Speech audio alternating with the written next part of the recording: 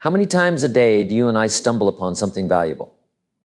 A striking idea, a clever phrase, a quote that catches fire in the imagination.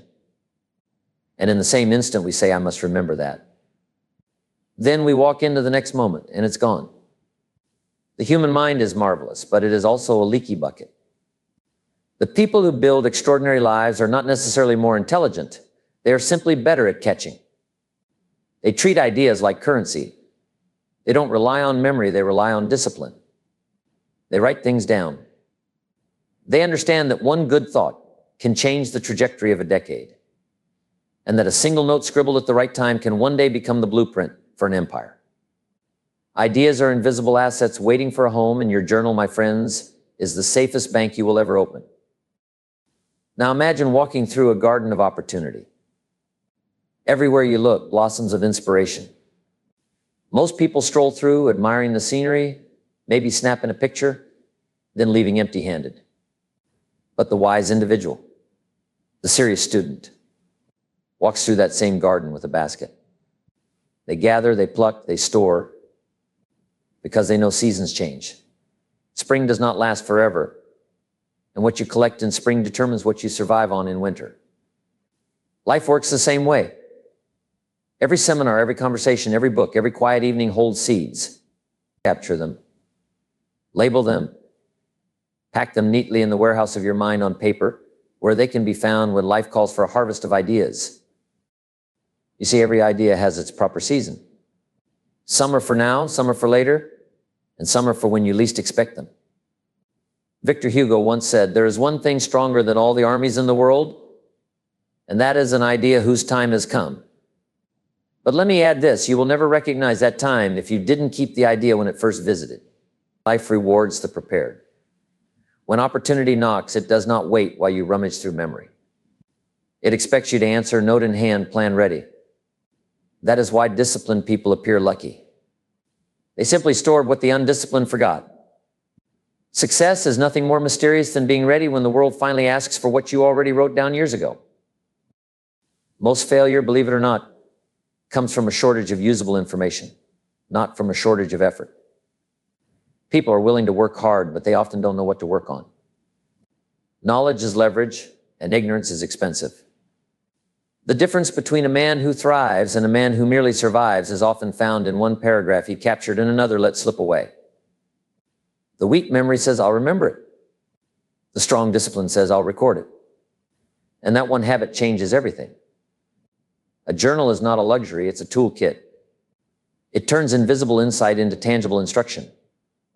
It keeps you from paying the same tuition twice for the same mistake. There's something almost sacred about the act of writing.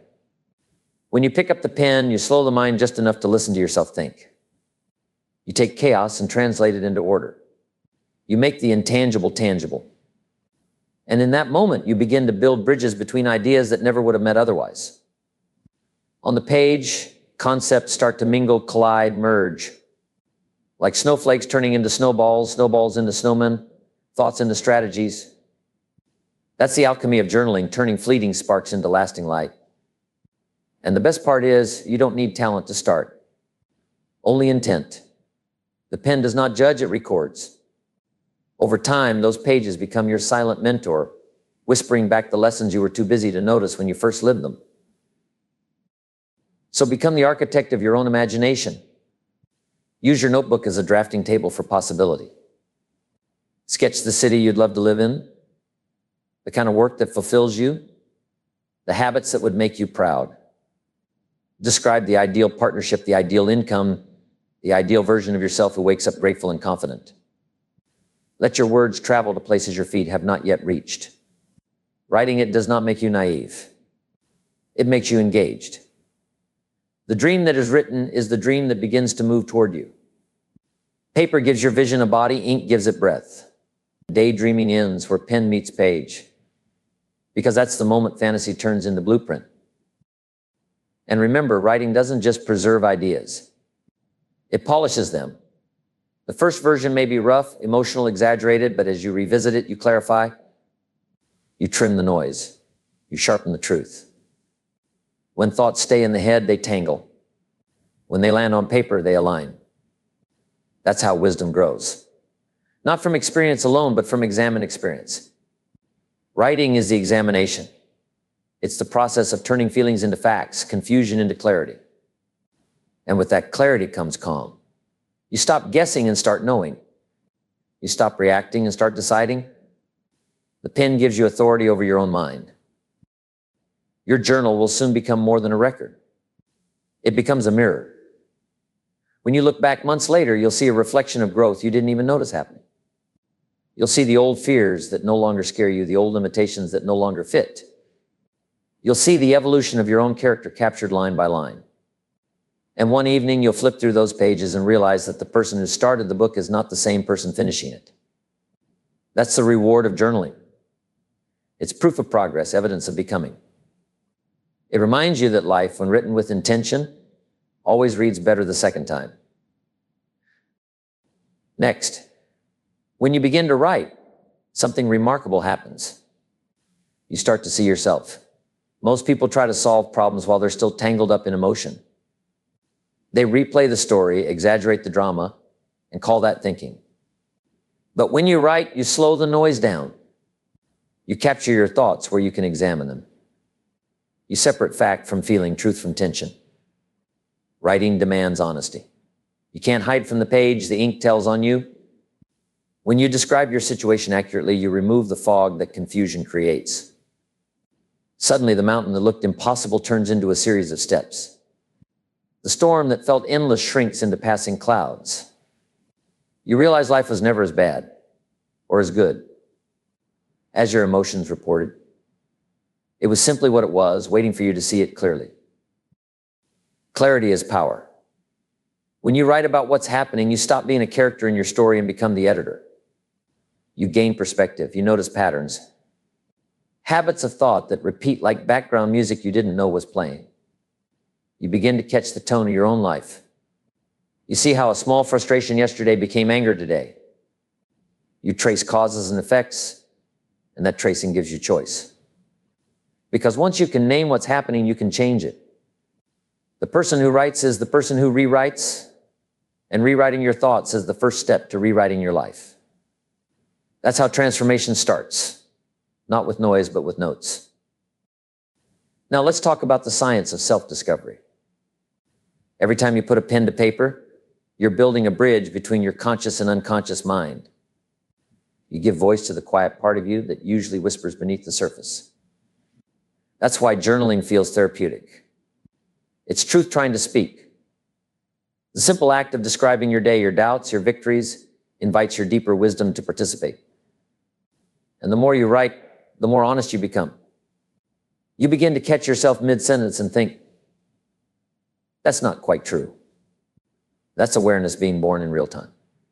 Awareness is the foundation of change. Without it, life keeps teaching the same lesson. With it, the lesson finally lands. The page becomes your laboratory, your confessional, your classroom, all in one. When you write about a problem, you reduce its size. Problems love vagueness, they thrive in the dark. Writing switches on the light. You look at the issue as a scientist looks through a microscope. Objectively, curiously, without panic. You start identifying what's actually there instead of what fear told you was there. Maybe the obstacle isn't huge. It's just undefined. Maybe the difficulty isn't permanent. It's just misunderstood. The act of writing transforms anxiety into analysis, and analysis into action. You move from why me to what now. That's a powerful shift. When life feels chaotic, your notebook becomes the calm corner of reason. Each line is a breath. Each paragraph is progress. You're not escaping reality. You're mastering it. Writing also acts as a release valve. Emotions that stay trapped inside multiply, emotions written down diminish. Anger loses its heat once it hits paper. Fear loses its grip once you can describe it. Joy expands when it's expressed. That's the emotional mathematics of writing. You pour out confusion and make room for clarity. You record gratitude and amplify it. Your journal becomes a loyal friend. One who never interrupts, never judges, only listens. And in that quiet exchange between mind and page, healing begins. You realize you don't have to carry every thought forever. Some you just need to set down in ink and let the page keep them for you. Over time, those pages start revealing a portrait, the evolving image of who you are becoming.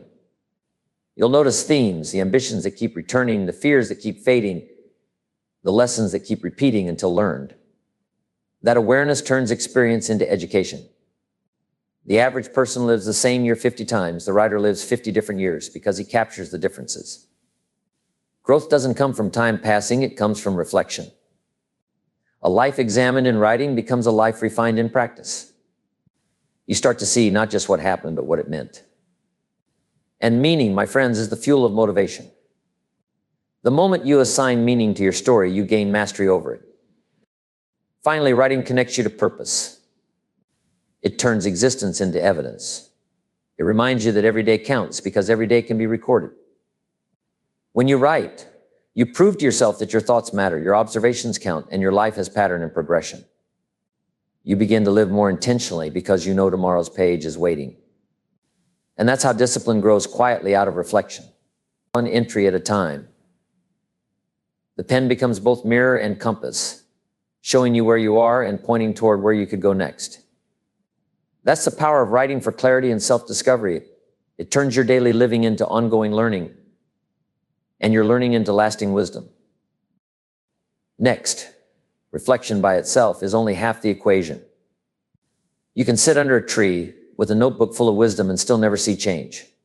Knowledge without action is like a library without light. You may own the books, but you can't read them. The purpose of writing, of gathering insights, is not just to fill journals, but to fuel decisions. The notes you take are raw material, your actions are the sculpture.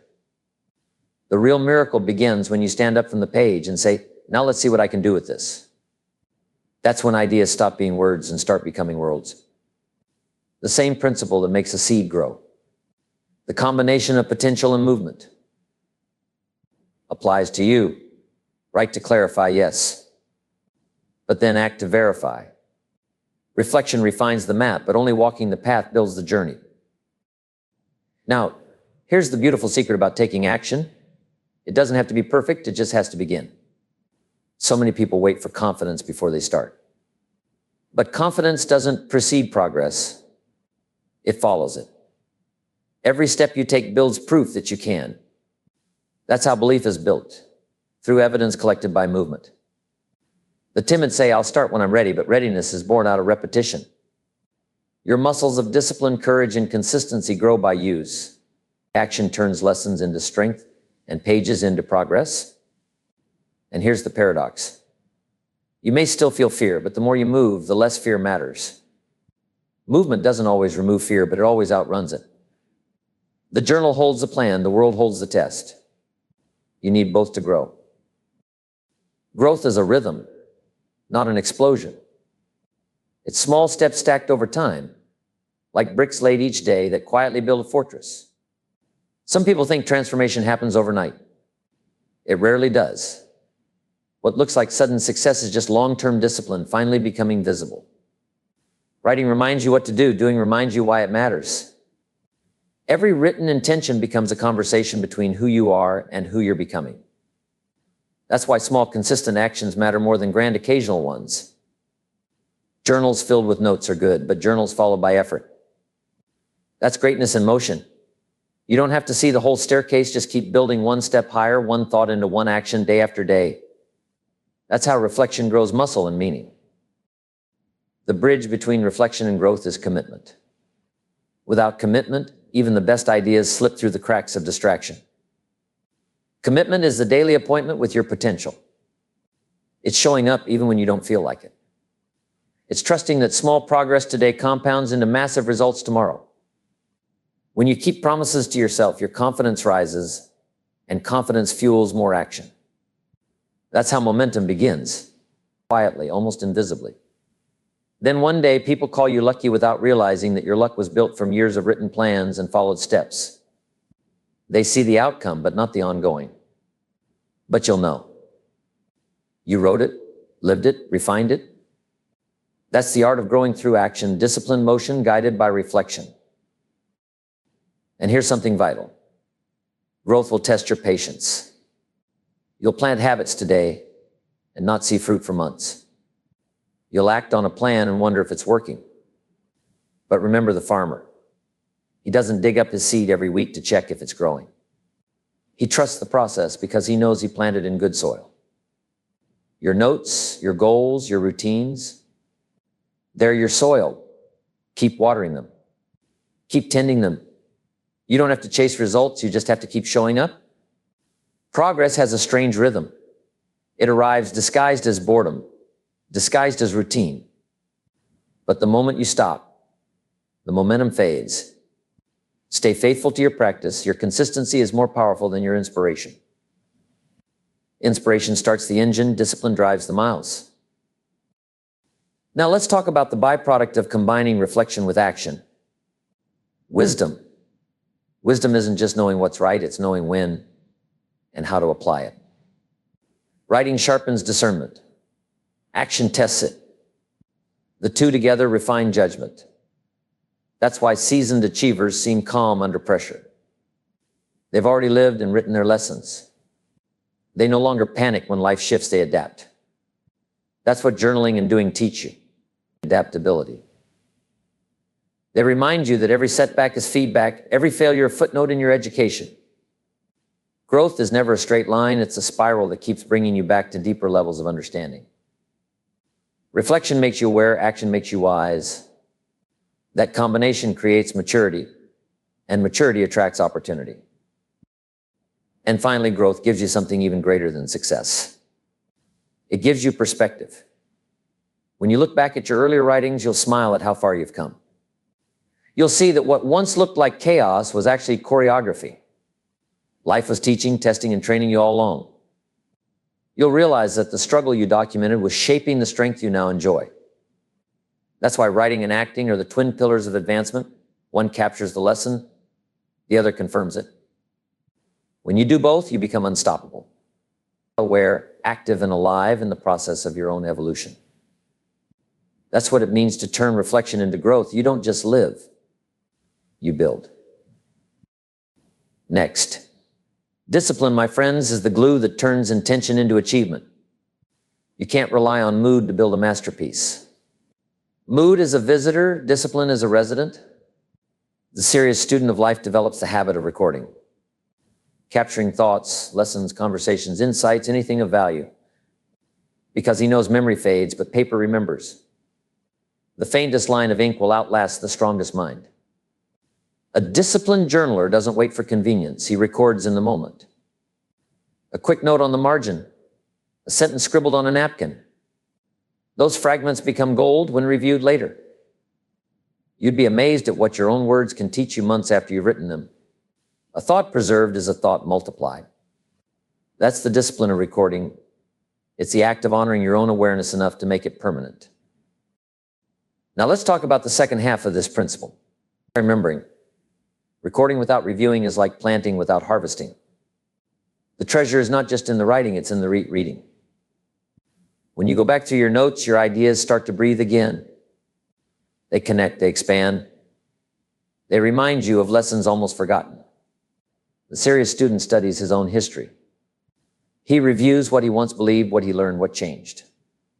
That practice creates wisdom faster than any seminar. Because as you revisit your past thoughts, you see the pattern of your own growth. You see how ideas matured, how attitudes shifted, how understanding deepened. And in that reflection, you realize that progress isn't something that happens to you. It's something you've been quietly building line by line. Carrying a journal speaks volumes to the world. It says, I'm paying attention. The world respects people who pay attention. When you show up with a notebook, you announce silently, I'm a student of life. And life responds by offering more to observe, more to learn, more to record. Opportunities have a strange attraction to the prepared mind. The habit of recording keeps your awareness sharp, your curiosity alive, and your growth measurable. You stop drifting through experiences and start mining them. Every conversation becomes a potential lesson. Every mistake becomes a page in your manual of success. And over time, that manual becomes priceless. Because it's not theory, it's you. It's your private textbook of human experience. The greatest value of writing is that it teaches precision. You can't write vaguely, the page demands clarity. And clarity is the beginning of mastery. You might think you understand something until you try to explain it on paper. Then you realize where your thinking skips steps, where your logic bends, where emotion clouds perception. Writing corrects that. It sharpens reasoning. It trains your mind to think straight. And the better you think, the better you live. Life improves when language improves. Because language structures thought, and thought structures action. The discipline of recording thoughts trains the discipline of clear thinking. It's not just about preserving what you learn. It's about improving how you learn. And here's something powerful. Writing reveals patterns that talking hides. When you look back at your journal entries, you'll notice recurring emotions, repeated excuses, familiar hopes. Those repetitions are clues, your personal curriculum for growth. If you keep writing about the same frustration, maybe it's time to fix the cause instead of describing the effect. If you keep celebrating the same small wins, maybe you've found your natural strengths. Either way, your journal tells the truth. It doesn't flatter, it reflects. And truth, even when uncomfortable, is the foundation of freedom. That's why honest journaling requires courage. The courage to face yourself on paper, to keep showing up even when you don't like what you see. But remember, facing truth is never punishment. It's progress. Over time, your journals become more than a record. They become your greatest inheritance. You can leave your children money, property, possessions. But if you leave them the record of what you learned, you give them something far more valuable, the map of how you became who you are. Imagine generations later, someone reading your words, feeling your heartbeat through the ink, learning from your triumphs and your mistakes. That's legacy. That's immortality. Words outlive time. The discipline of recording transforms fleeting experience into lasting wisdom. It captures the essence of your journey so that both you and others can walk it again, more wisely, more fully. Finally, discipline keeps you honest with your goals. When you write what you intend to do and then revisit those words, you can't hide from your own promises. Your journal becomes your accountability partner. It quietly asks, did you follow through? And that question, repeated often enough, it creates integrity. Because the more you keep your word on paper, the more you keep it in life. That's why the journal isn't just a book of memories. It's a mirror of character. It reflects your effort, your follow-through, your growth. And every page you fill becomes a step toward mastery, proof that you are living deliberately. That's the discipline of recording and remembering, the daily act of giving your life enough respect to document it. Lastly, your journal, my friends, is not just a record. It's a mirror. It reflects who you've been, what you've believed, and how far you've come. Most people go through life trying to understand everyone else, but rarely stop to understand themselves. Yet communication with others begins with communication with self. When you can explain what's happening inside you, you become better at explaining it to the world. And the more clearly you speak to yourself on paper, the more clearly you'll speak to people in life. The better you write, the better you think. The better you think, the better you live. Writing refines the mind. And a refined mind communicates with grace and power. You become someone whose words carry weight because they've been tested on paper before they're spoken aloud. When you talk to your journal, you are training for the conversations that matter most. Those with your family, your colleagues, your clients, your children. Journaling builds empathy because it connects your inner world with the outer one. When you can articulate your joy, your frustration, your fear, your hope, you start recognizing those same emotions in others. You stop reacting and start relating. That's the difference between argument and understanding. Writing teaches you the vocabulary of the heart. It slows your thinking down long enough to listen to what your feelings are actually saying. And once you learn that language, you'll never again be at a loss for how to reach someone, because you'll already have practiced reaching yourself. Now let's talk about the bridge. The bridge is communication, the art of turning private reflection into public contribution. Writing trains you to translate thought into form, emotion into clarity, experience into wisdom. when you share what you've written, whether through teaching, mentoring, speaking, or simple conversation. You strengthen that bridge. You become a builder of understanding in a world starving for connection. Most people talk to be heard, the wise talk to be understood. And understanding grows out of reflection. The quiet hour with your journal prepares you for the noisy hours of the world. The discipline of writing gives your words structure, patience, and precision. It teaches you to respond instead of react, to express instead of explode. That's how you become a communicator of value, not just a collector of words. But communication isn't just about speaking, it's about listening. When you write, you're learning to listen to your thoughts, your conscience, your deeper self. That same habit carries into your relationships.